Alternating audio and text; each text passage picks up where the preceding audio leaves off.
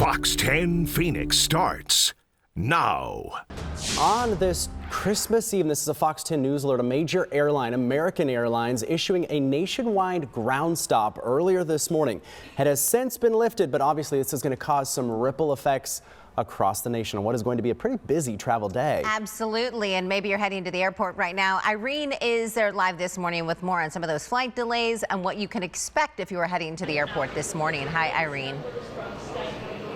Good morning, guys. Well, certainly a busy travel day, as Christmas Eve just about always is. And the last thing you want to hear is about delays going on, cancellations. But thankfully, the cancellations don't seem to be a problem here today. It's more the delays, as you mentioned, that ripple effect from the grounding that happened with American Airlines. So it's been lifted, which is the good news. So it came out about a couple hours ago, was lifted within an hour. It was a technical issue, they said. But taking a look at some of the delay times right now, there are about 40 delays across the board here at Sky Harbor Airport. Not necessarily all American, but most of them, as you can see here on the board, are from American Airlines because of that technical issue that lasted just about less than an hour. They did issue a statement apologizing for that and explaining it was a technical issue. But looking at some of these times right now, if you're looking at the delays, there's some that are just about 15 minutes long, some 20 minutes long, some about an hour long. We haven't seen many more than an hour, which is the good news. So, I mean, it's still going to impact people, of course. Anytime you have a delay, it's going to impact your day when people are picking you up, what your holiday plans are. But the good news is we have not seen many over an hour. So hopefully people are still able to get where they need to go, make their connecting flights in time for the holiday. So again, this came out a couple hours ago, was resolved within an hour, but those ripple effects are, as you mentioned, going to be felt.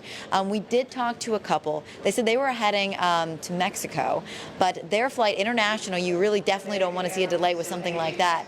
As soon as they came in, they didn't even hear about this. They came right to the airport. I told them about the ground stop initially, and they immediately came over here to the board. They saw that their flight was one of the ones that was on time.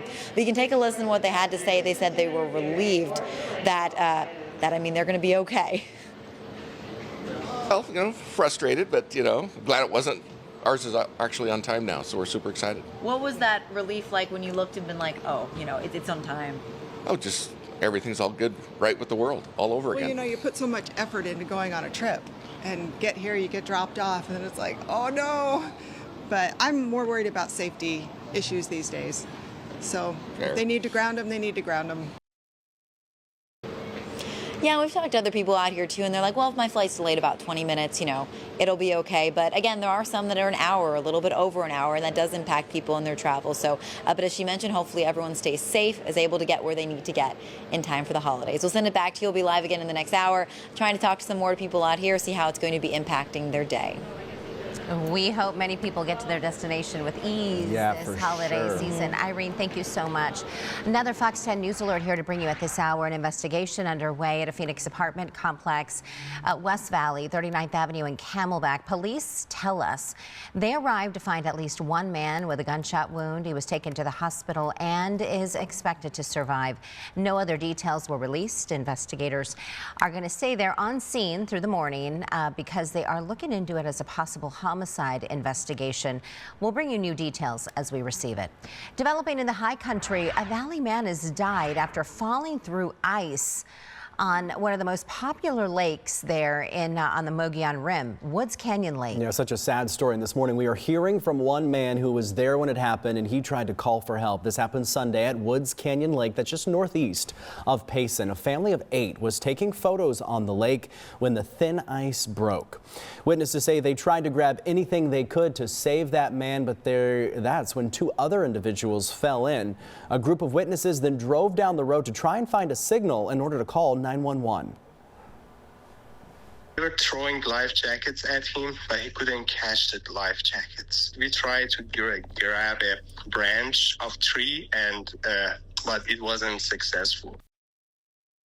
Those individuals were able to safely pull those other 2 men out of the lake, but for the original man who fell in, unfortunately, it was too late. We're still waiting for more official information from the sheriff's office there. Yeah, wow, what a story. Part of Grand Avenue back here in the valley here closed for several hours following a major crash involving 5 cars. One on fire. It was late yesterday afternoon near 40th and Grand. 3 people were taken to the hospital. One of them, their injuries were considered to be be life-threatening, so pretty serious crash. It is not clear what led up to it at this time. We have new details for you on a Southwest Airlines flight that had to turn back to Phoenix Sky Harbor Airport last night.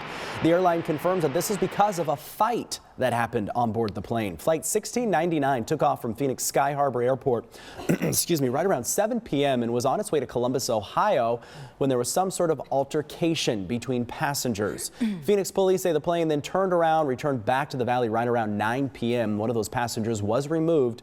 So far, no arrests have been made. The plane did eventually make it to Columbus, but with about a over 3-hour delay. So unfortunate. That middle seat's not worth it. No. You just sit down. Sit down, let's get shut up, and let's go to Columbus. Mom is waiting for you. Let's go. And we are learning new details about the arrest of a man accused of dousing produce with bug spray at a Mesa Walmart while he was filming for TikTok. Yeah, this story has gone viral. The incident recorded and posted on social media. Police say Charles Smith originally shared the video to his TikTok and Instagram accounts last week. He was captured at the Walmart Supercenter near Stapley and Baseline in Mesa.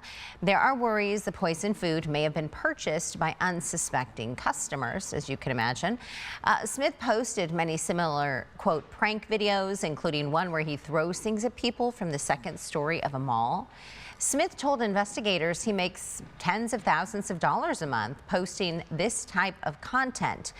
No doubt this story, long from over. Details on his arrest coming later today. And a man makes a deal with prosecutors to avoid the death penalty for the murder of a Maricopa County Sheriff's deputy. Clinton Hurley pleaded guilty to 16 counts, including first-degree murder, armed robbery, and theft in the killing of Deputy Johnny Ruiz back in October of 2021. Now, you may remember the story. Hurley was being processed on felony warrants when he attacked Ruiz. Hurley then escaped custody, stole the deputy's car, and later carjacked another vehicle.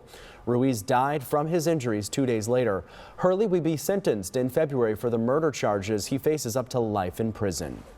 A man is sentenced to 12 years in prison for his role in a deadly hit-and-run crash. Back in February, Jesus Soto was speeding near 15th Avenue in Union Hills when he crashed with another driver, pled guilty to several charges. Prosecutors say instead of helping the other driver, who later died, or checking on his own nephews that were in the car with him, Soto, he just took off. We'll take a look at some headlines across our state. Tucson police are trying to find out the person who ended up driving their car right into a pool at a local high school. Look at these images. This is posted by the Tucson Fire Department. The car submerged in the bottom of the pool at the Amphitheater High School. The vehicle was found in the water right around 8:30 yesterday morning. Crews jumped into the pool to make sure no one was inside. Tucson police say that car was stolen. An out-of-this-world new addition unveiled in Fountain Hills. The planetarium at the International Dark Sky Discovery Center. So take a look at this. Skyfox was over the facility. This is near Fountain Hills and Palisades Boulevard. The dome weighs 38 tons. The planetarium is one installment of the new 23,000 square foot center. It will also include an observatory and interactive exhibit hall. The center is expected to open sometime next fall. The warning for last-minute shoppers to be aware of here. Those photo radar cameras are out and about. Yeah, Officer Jarrett Redfern with the Avendale Police Department joining us live to talk about their efforts to reduce speeds and reckless driving on this Christmas Eve and going into the new year. Good morning, Officer. Hi, good morning. Let's talk about these. Are these mobile or are these like out there and going to be in that area for the long term? Yeah, these are mobile speed safety cameras, so they're going to be here for the short term.